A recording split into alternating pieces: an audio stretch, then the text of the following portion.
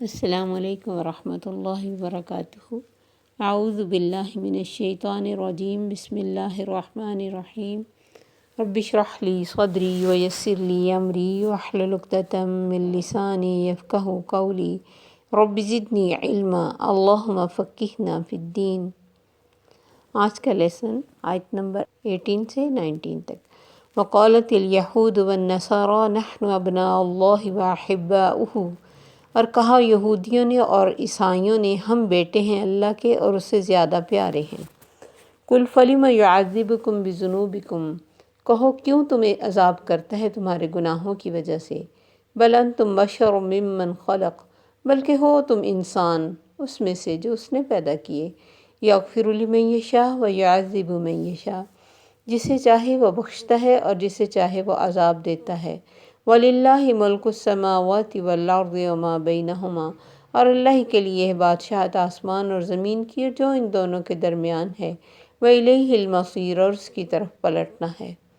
یا اہل الکتاب، اے اہل کتاب، قد جاءکم رسولنا، بے شک آئے گئے تمہارے پاس ہمارے رسول، یبین لکم علی فترۃ من الرسل، وہ بیان کرتا ہے تمہارے لیے ایک وقفے کے بعد رسولوں کے، یعنی رسولوں کے آنے کے دوران جو گیپ ہوا اس کی بات ہے، ایک وقفہ آنے کے بعد رسولوں کے، ان تقولوا ما جاءنا من بشیر ولا نذیر، ایسا نہ ہو کہ تم کہو نہیں آیا ہمارے پاس کوئی خوشخبری دینے والا اور نہ ڈرانے والا۔ فقد جاءکم بشیر و نذیر، تو بے شک آ گیا تمہارے پاس خوشخبری سنانے والا اور ڈرانے والا۔ واللہ علی کل شیء قدیر، اور اللہ ہر چیز پہ قادر ہے۔ یہ میں جو کہا نا ایسا نہ ہو، یہ بریکٹ میں لکھ لیں، اس سے ذرا لفظ کی سمجھ آتی ہے کہ تم کہو کہ نہیں آیا ہمارے پاس کوئی ڈرانے والا اور خوشخبری دینے والا۔ اب یہودیوں اور عیسائیوں کا ایک اور دعویٰ کہ ہم اللہ کے بیٹے ہیں اور اسے پیارے ہیں، یہ جو خیال شیطانی ان کے دل میں آیا وہ اس وجہ سے آیا کہ بہت سارے انبیاء ان میں سے آئے اور اللہ نے ان پہ خاص انعامات کیے، جیسے سلوہ اترا اور اس کے علاوہ طور پہاڑ کو اوپر معلق کر کے پھر اسے اس کی جگہ پہ رکھ دیا، پھر یہ مر گئے تو ان کو زندہ کیا، پھر انہوں نے بہت بڑا شرک کیا بچھڑے کی پوجا کر کے، تب بھی ان کو معاف کر دیا۔ تو ان کو یہ زوم ہو گیا، یہ خیال ہو گیا کہ ہم اللہ کو بڑے پیارے لگتے ہیں، اس لیے تو اللہ ہمارا اتنا دھیان رکھتا ہے، اتنا کچھ اس نے ہمارے ساتھ اچھا کیا۔ تو اللہ نے اپنے نبی سے فرمایا، ان سے کہو تمہیں تمہارے گناہوں کی وجہ سے عذاب کیوں ملا، مغضوب علیہ کیوں تم ٹھہرائے گئے، یہ تو بتاؤ۔ کوئی اپنے پیارے کو عذاب تو نہیں دیتا، نہ ہی اسے لعنت میں رکھتا ہے جس طرح تم آ گئے لعنت میں، بلکہ تم انسان ہی ہو، اس کی تخلیق میں سے انسان۔ یہ ٹھیک ہے کہ اس نے ان کو اپنے ٹائم پہ چنا تھا اور ان کو بہت آنر دیا تھا، بے شمار انبیاء ان میں آئے تھے، لیکن یہ انہوں نے اپنے اس آنر کو، اپنی اس بڑائی کو خود اپنے گناہوں، اپنے سوالوں اور اپنے کیل و کال سے ختم کر دیا۔ اور اس بات کا بہت بڑا ثبوت اللہ نے نبی صلی اللہ علیہ وسلم کو بنی اسماعیل میں پیدا کر کے دیا کہ تم اب سلیکٹو نہیں ہو، تمہارا ٹائم ختم ہو چکا، تم یہ ڈیزرو ہی نہیں کرتے کہ آخری نبی تمہارے درمیان آئے۔ بل انتم بشر ممن خلق، تم اس کی تخلیق میں سے ایک انسان ہو۔ یغفر لمن یشاء ویعذب من یشاء، وہ جسے چاہے بخش دے اور جسے چاہے عذاب دے۔ وَلِلَّهِ مُلْكُ السَّمَاوَاتِ وَالْأَرْضِ، زمین بادشاہت، زمین و آسمان کی بادشاہت اور جو ان دونوں کے درمیان وہ اللہ کا ہے۔ دوسری دفعہ آ گیا، پچھلی آیت میں بھی یہ اللہ فرماتے کہ زمین آسمان کا بادشاہ میں ہوں، تم کون ہوتے ہو اعتراض کرنے والے، تم کون ہوتے ہو اللہ کی تخلیق میں نقص نکالنے والے یا خود کو اتنا اونچا لے جانے والے۔ بادشاہ وہ ہے، وہ فیصلہ کرتا ہے کس کو عذاب دینا ہے، کسے بخشنا ہے، کون چنا گیا ہے اور کون اس عہدے سے نیچے گرا دیا گیا ہے۔ بنی اسرائیل میں ایٹ اے ٹائم ہی مختلف انبیاء آتے رہے، ایک ٹائم پہ 3 4 انبیاء ہوتے تھے، اور اسلامی جو قیادت تھی وہ بھی انہی کے پاس ہوتی تھی اور دنیا کی بھی۔ تو سیدنا عیسیٰ علیہ السلام کے بعد انبیاء کا جو سلسلہ تھا وہ کچھ ٹائم رکا رہا، مسلسل 600 سال تک کوئی نبی نہیں آیا، لیکن ان کی بکس میں اس بات کا واضح ثبوت تھا کہ ایک آخری نبی آئے گا اور وہ فلاں جگہ پہ آئے گا اور اس کی یہ علامتیں ہوں گی۔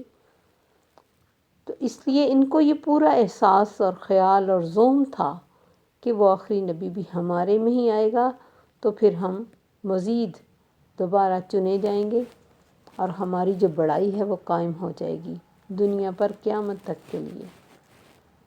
اس وجہ سے یہ خود کو اللہ کے بیٹے اور پیارے کہتے تھے، لیکن اللہ نے یہ آنر ان سے چھین کر ان کو بتا دیا کہ نہ تو تم بیٹے ہو، نہ تم اتنے پیارے ہو۔ اب جو ٹائم تھا تمہاری ساتھ میری محبت کا وہ ختم ہو گیا۔ تم نے اپنے ایکٹ سے، اپنی اعمال سے، اپنے سوالوں سے اور دین کا حلیہ بگاڑنے سے اب اس سارے آنر کو ضائع کر لیا۔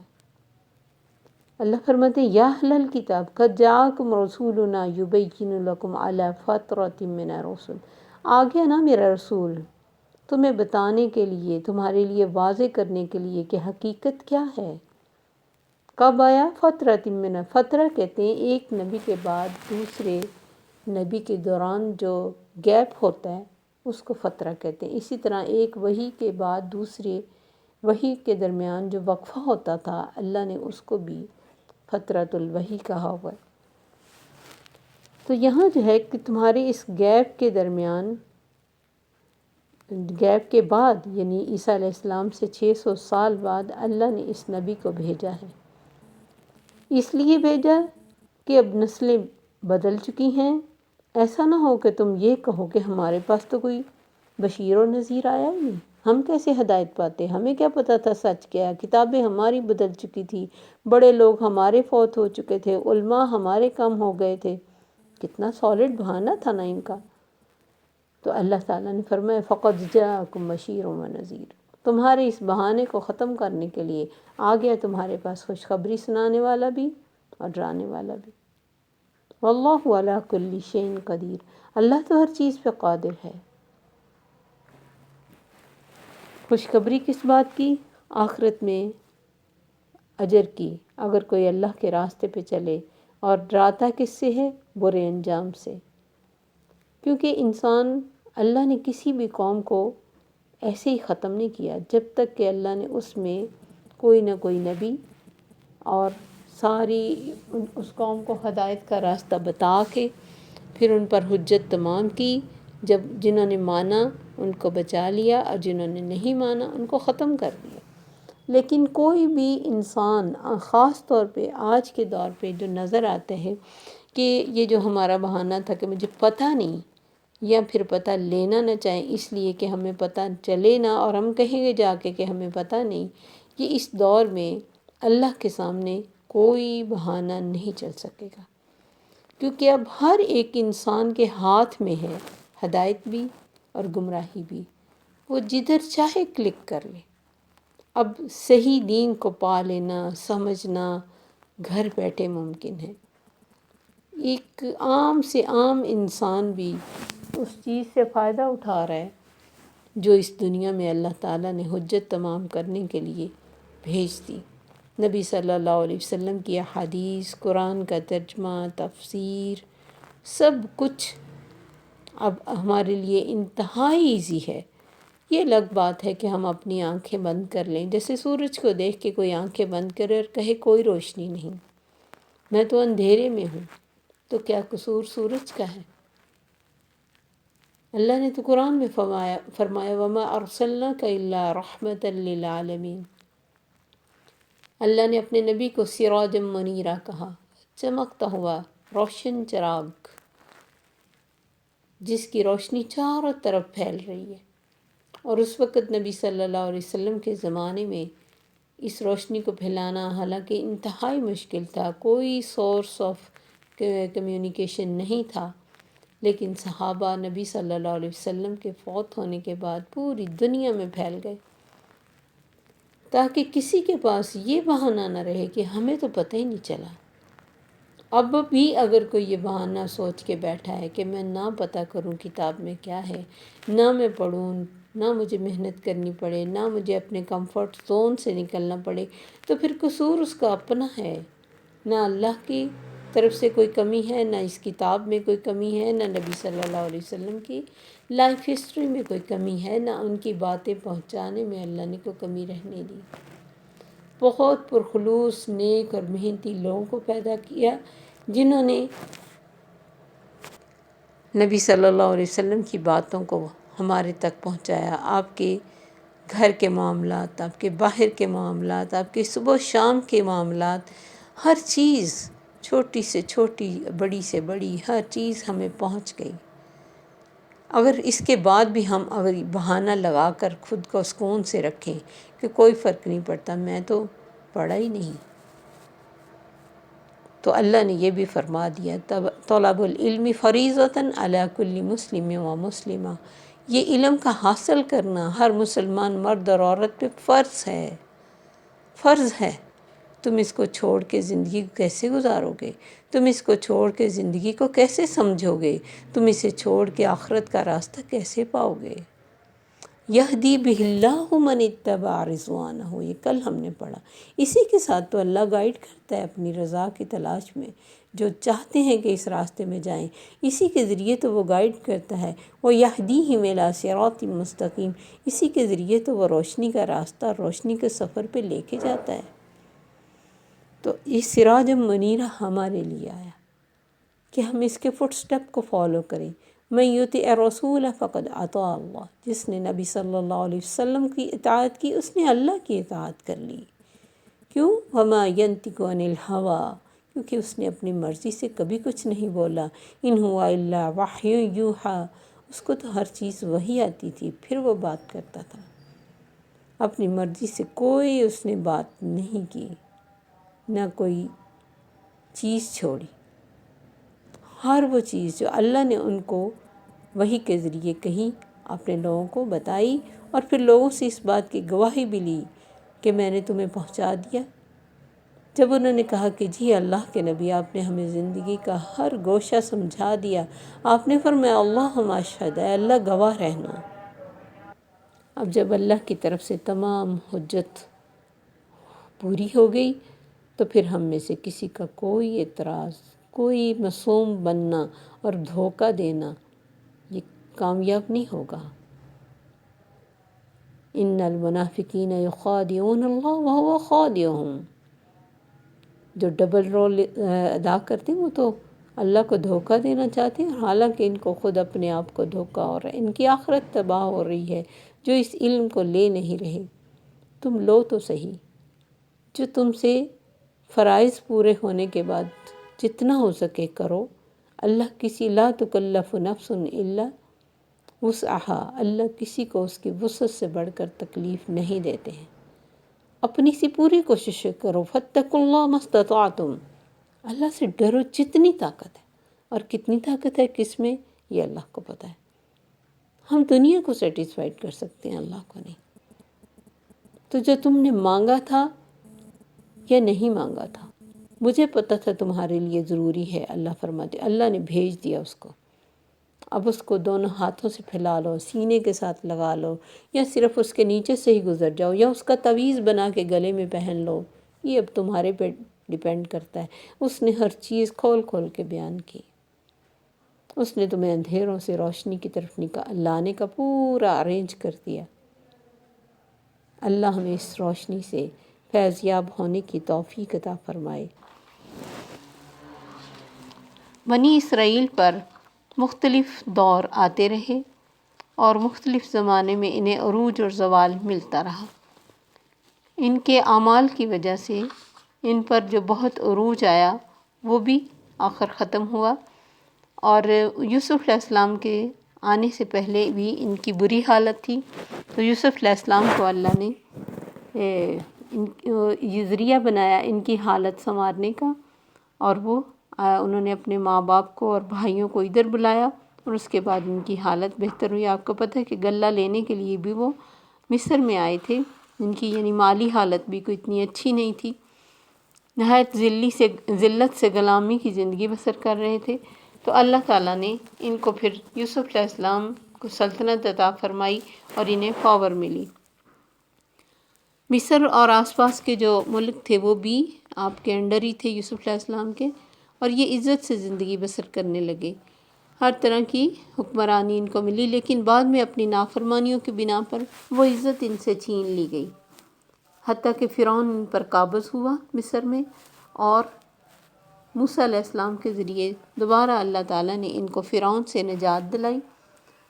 اور یہ لوگ گائے کی پرستش میں مبتلا ہو چکے تھے۔ اس وقت یہ حال تھا کہ غلامی کی زندگی بسر کرنے کی وجہ سے اور فرعون کی سختیوں کی وجہ سے، فرعون چونکہ اپنی بھی پرستش کراتا تھا، تو توحید کا عقیدہ جو ہے وہ ان سے تقریباً ختم ہو چکا تھا۔ جب اللہ تعالیٰ نے فرعون کے ذریعے فرعون سے ان کو نجات دلائی، اور اس کے بعد یہ دریا پار کر کے چلے گئے اور وہ اسی دریا میں غرق ہو گیا، بحر کلزم میں، ان لوگوں کو اللہ کی طرف سے موسیٰ علیہ السلام کے ذریعے وحی کی گئی کہ یہ لوگ فلسطین پر چڑھائی کریں تو اللہ تعالیٰ ان کو فتح دے گا، اس طرح ان کا آبائی وطن ان کو واپس مل جائے گا جہاں سے یہ آئے ہیں۔ موسیٰ علیہ السلام نے ان کو جہاد کی ترغیب دی، اللہ کی طرف سے فتح کی بشارت بھی دی، مگر ان لوگوں میں چونکہ سستی تھی، انہوں نے کہا نہیں، ہم فلسطین کے موجودہ حالات سے اب واقف نہیں ہیں، ہم پتہ کریں گے کہ وہاں کیا حالات ہیں، اس کے بعد ہی ہم کوئی بات سوچ سکتے ہیں۔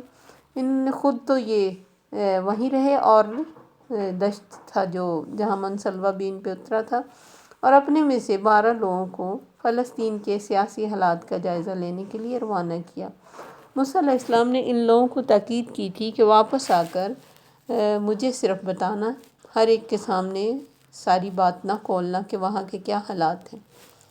ان لوگوں میں 12 لوگوں میں 2 اہم افراد یوشع بن نون اور کالب نام کے افراد تھے جو بہت اچھے اور نیک بھی تھے۔ انہوں نے وہاں سے آ کے وہاں کی رپورٹ ان 2 افراد کے علاوہ سب نے ہر ایک سے بات کرنی شروع کر دی، اور کہا کہ علاقہ تو بہت زرخیز اور شاداب ہے، پانی ہے، دودھ ہے، ہر طرح کی معاشی حالت اچھی ہے، لیکن وہ لوگ بڑے طاقتور ہیں، کیونکہ یوسف علیہ السلام کے بھائی بھی بہت طاقتور اور زور آور تھے اور بہت قد تھا، تو ظاہر ہے پیچھے نسل بھی ایسی ہی تھی، تو ہم تو ان کے مقابلے میں بالکل چھوٹے سے ٹڈے معلوم ہوتے ہیں، اور وہ ہمیں سمجھتے بھی یہی ہیں۔ انہوں نے سنتے ہی حالانکہ 2 افراد جو تھے یوشع بن نون اور کالب، انہوں نے منع بھی کیا تھا اس بات سے کہ دیکھو تم جاؤ تو صحیح، جا کر دیکھو تم غالب آؤ گے، کیونکہ اللہ کی طرف سے خوشخبری مل چکی تھی، اور اللہ کا کام تھا کہ ان پر رعب ڈالتا اور ان بڑوں کو شکست دیتا۔ لیکن چونکہ اس قوم میں سستی اور نافرمانی کی پرانی عادت تھی، تو اس پر انہوں نے جو یہ جوابات دیے وہ آج کی ہماری آیات میں ہیں کہ موسیٰ علیہ السلام نے اپنی قوم سے کہا ہے میری قوم، یاد کرو اللہ کی کتنی نعمتیں ہیں تم پر، کتنی مشکلوں کی زندگی سے تمہیں اس نے نکالا، تمہارے سامنے فرعون کو غرق کیا، پھر 9 طرح کے عذاب اس قوم پر آئے، اللہ نے تمہیں بچایا، تمہارے آنکھوں کے سامنے اس کو ختم کر دیا، اور تم نے جو بچڑے کی پوجا کرتے تھے، گائے کی پوجا کرتے تھے، اس سے نکال کر تمہیں توحید کا سبق دیا، تمہارے اندر بے شمار انبیاء آئے۔ دین میں اعلیٰ ترین درجہ کسی قوم کے لیے یہ ہوتا ہے کہ ان میں نبی آ جائے، لیکن یہ ساری نعمتوں کے باوجود ملوک کا مطلب یہی ہے کہ بڑی بڑی بادشاہی، جیسے یوسف علیہ السلام کی بادشاہی اور موسیٰ علیہ السلام کے بعد بھی ان کو بادشاہی سلیمان علیہ السلام اور داؤد علیہ السلام کے ذریعے عروج ملا، تو تمہیں ملوک بنایا اور تمہیں وہ کچھ دیا جو جہان والوں میں کسی کو نہیں دیا تھا، یعنی اتنے انبیاء تمہارے درمیان آئے، تورات تمہارے اندر اتری، اور اے میری قوم، اتنی ساری نعمتیں یاد کرانے کے بعد کہا کہ اس مقدس زمین میں یعنی فلسطین، چونکہ اس میں ابراہیم علیہ السلام، اسحاق علیہ السلام اور یعقوب علیہ السلام کی تبلیغ کا مرکز رہا، اس لیے اسے ارض مقدسہ کہا گیا، کہ اس زمین پاکیزہ میں چلے جاؤ، اللہ نے تمہیں وحی کی ہے، اللہ نے تمہارے لیے مجھے بتایا ہے، وَلَا تَرْتَدُّوا عَلَىٰ أَدْبَارِكُمْ، اپنی پشتوں پہ نہ پھرو، تم نقصان اٹھاؤ گے۔ انہوں نے چونکہ ان لوگوں سے سن لیا تھا جو پتہ کر کے آئے تھے، کہنے لگے اے موسیٰ اس میں تو بڑی زبردست قوم ہے، ہم نہیں جائیں گے، وہ نکلیں گے تو ہم جائیں گے۔ ایک سمپل سی بات ان کو یہ سمجھ نہیں آئی کہ اگر ان کو نکال کے ہی تمہیں بھیجنا تھا تو پھر جہاد کا مقصد کیا تھا؟ اللہ کی طرف سے فتح کی جو خوشخبری تھی اس کا مقصد کیا تھا؟ اگر وہی نکل گئے تو تمہیں وہاں جا کے کرنا کیا ہے؟ کیونکہ انسان کو بعض دفعہ کوئی چیز اللہ کی طرف سے ملنی ہوتی ہے، وہ تھوڑی تکلیف اٹھا کر ملنی ہوتی ہے، جبکہ انسان چاہتا کہ میں بس بیٹھا ہوں اور وہ چیز میری جھولی میں پڑ جائے، اور وہ نہیں پڑتی تو پھر کہتا اللہ نے مجھے دیا نہیں۔ زندگی جو ہے نا وہ مشکلوں کے بعد آسانی کا نام ہے۔ لَقَدْ خَلَقْنَا الْإِنسَانَ فِي كَبَدٍ، اللہ فرماتے میں نے انسان کو مشکلوں میں، محنت میں پیدا کیا۔ یہ نکمے اور لیزی اور سست اور کچھ نہ کرنے والے لوگ اللہ کو پسند نہیں۔ محنت تو انسان کرتا ہی رہتا ہے، کچھ جابس کے لیے کرتے ہیں، کچھ دنیا کے لیے کرتے ہیں، کچھ بچوں کے لیے کرتے ہیں، اپنے گھروں کے لیے کرتے ہیں، اپنے آپ کو مینٹین رکھنے کے لیے کرتے ہیں، اپنے بوتیکس کے لیے کرتے ہیں، بے شمار کام خواتین اب کر رہی ہیں، اور کون ہے جو محنت کے بغیر ہے؟ سراسرا دن لڑکیاں کھڑی رہتی ہوٹلز میں لوگ مینجمنٹ کے لیے اور یہ ریسیپشن پر، لیکن ساری محنت ہمیں دین میں نظر آتی ہے کہ یہ بہت محنت کا کام ہے، اور وہ چونکہ ہمارے دل کی مرضی کا کام ہوتا ہے تو وہاں ہم راضی خوشی کر لیتے ہیں۔ ان کو بھی یہ لیزینس اور محنت کرنے نے اس بہت بڑے آنر سے دور کیا، تو انہوں نے کہا کہ ہم تو اس میں نہیں جائیں گے، وہ نکلے، ہاں اگر وہ نکل جائیں گے تو ہم داخل ہوں گے۔ تو تب ان دو لوگوں نے قال رجلان من الذین، دو لوگوں نے جو یوشع بن نون اور کالب تھے، کہ دیکھو اللہ سے وہ ڈرنے والے تھے، داخل ہو جو اس پر دروازے سے، یعنی تم انٹر تو ہو، فَإِذَا دَخَلْتُمُوهُ فَإِنَّكُمْ غَالِبُونَ، تم داخل ہوگے تو تم غالب ہوگے، کیونکہ انہیں اللہ پر بھروسہ تھا۔ انہوں نے ان کو بھی کہا وَعَلَى اللَّهِ فَتَوَكَّلُوا، اللہ پر بھروسہ کرو اگر تم مومن ہو۔ لیکن چونکہ ان کے دل سخت تھے، بزدلی، نکما پن اور سستی، تو اس وجہ سے اس چیز کو انہوں نے کوئی کاؤنٹ ہی نہیں کیا، نہ کوئی اہمیت دی ان کی بات کی۔ آگے سے پھر وہی ڈٹائی کا جواب دیا،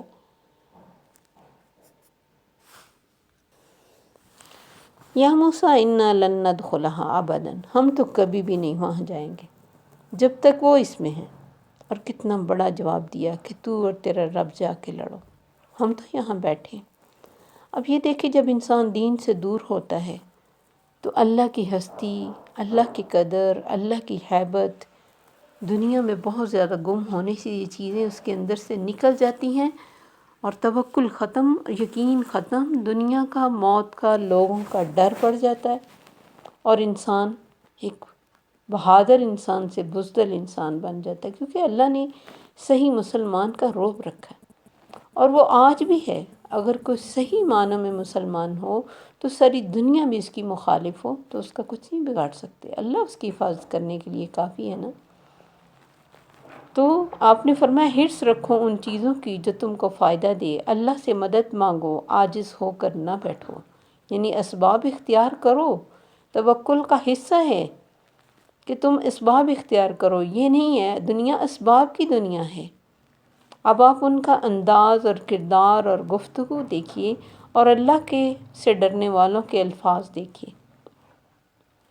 تو اسباب کی یہ دنیا ہے، یہاں کچھ بھی بیٹھے بٹھائے ملنا مشکل ہوتا ہے، اور اگر مل بھی جائے تو انسان سست ہو جاتا ہے۔ اور کہنے کو تو اللہ بھی اسے نکال سکتا تھا، لیکن اللہ چاہتے تھے یہ کھپیں تھوڑی، کوئی جانیں بھی جائیں گی، کچھ محنت بھی کریں گے، قدر بھی ہوگی نا نعمت کی، جو نعمت بن مانگے مل جائے اس کی قدر بھی نہیں ہوتی انسان کو۔ لیکن غلامی میں رہ کے اور خدمتیں کر کر کے ان کے اندر ایسی سستی آئی کہ بس اب مزید ہم نے کام نہیں کرنا۔ دنیا میں اسباب اختیار کرنا کوئی بے یقینی اور بے توکلی نہیں ہے، توکل ہے کہ انسان کوئی بھی کام کرنا چاہتا ہے اللہ کے راستے میں یا دنیا کا، تو اللہ کے اوپر نظر رکھتے ہوئے، اللہ پر یقین رکھتے ہوئے کر گزرے وہ کام۔ اور استخارے کی دعا اللہ نے اسی لیے سکھائی، وہ کام اگر اس کے حق میں اچھا ہوگا تو ہو جائے گا، نہیں ہوگا تو بچ بھی جائے گا۔ اور ہو سکتا ہے بعض دفعہ کوئی کام ہم استخارہ پڑھنے کے باوجود کرتے ہیں، پھر بھی کچھ خرابی ہمیں نظر آتی ہے، تو وہ جو ہمیں نظر آتی ہے ضروری نہیں ہے وہ خرابی ہو، اس کے پیچھے کیا اچھائی ہے یہ ہم نہیں جان سکتے۔ ہمیں تقدیر کے آگے بالکل خود کو سرنڈر کرنا چاہیے اور اللہ کے حکموں پر یقین اور توکل کرنا چاہیے کہ وہ ہمارا کبھی بھی برا نہیں چاہ سکتا۔ اگر ہم اچھے ہیں وَأَنْتُمُ الْأَعْلَوْنَ إِن كُنتُم مُؤْمِنِينَ، تم مومن ہو تو تم بلند رہو گے۔ یہ نہیں ہو سکتا کہ کوئی اللہ کے راستے میں اللہ کا راہی بنے اور اللہ اس کی حفاظت نہ کرے۔ یہ ہمیں پورا قرآن یہی بتاتا ہے کہ جو اس کے راستے میں نکلتا ہے وہ اس کا ہر طرح سے دھیان رکھتا ہے۔ اللہ ہمیں اپنے راستے میں محنت کرنے والا بنائے اور بزدلی اور سستی سے بچائے، کیونکہ نبی صلی اللہ علیہ وسلم نے اس سے بچنے کی دعا ہی کی ہے نا، اللہم انی اعوذ بک من العجز والکسل والبخل والجبن واعوذ بک من غلبۃ الدین وقہر الرجال۔ یہ عاجزی ہے نا کہ انسان کچھ کر سکتا ہو نہ کرے، بیٹھ جائے عاجز ہو کے، اور کسل مندی، سستی، نماز کے لیے، قرآن کے لیے، دین کے لیے، نیکیوں کے لیے، محنت کے لیے۔ باقی یہ کسل مندی دنیا کے معاملے میں نہیں ہوتی ہماری، وہ تو بہت سارے معاملات ایسے ہیں جو ہم بڑھ چڑھ کے کرتے ہیں، اس میں ہماری چاہے جان بھی لگے، پیسہ بھی لگے، راتوں کو جاگنا بھی پڑے، محنت بھی کرنی پڑے، کرتے ہیں ہم، کیونکہ وہاں ہمارا دل لٹکا ہوا ہے نا، تو جہاں ہمارا دل ہوتا ہے نا وہی ہم کام کرتے ہیں۔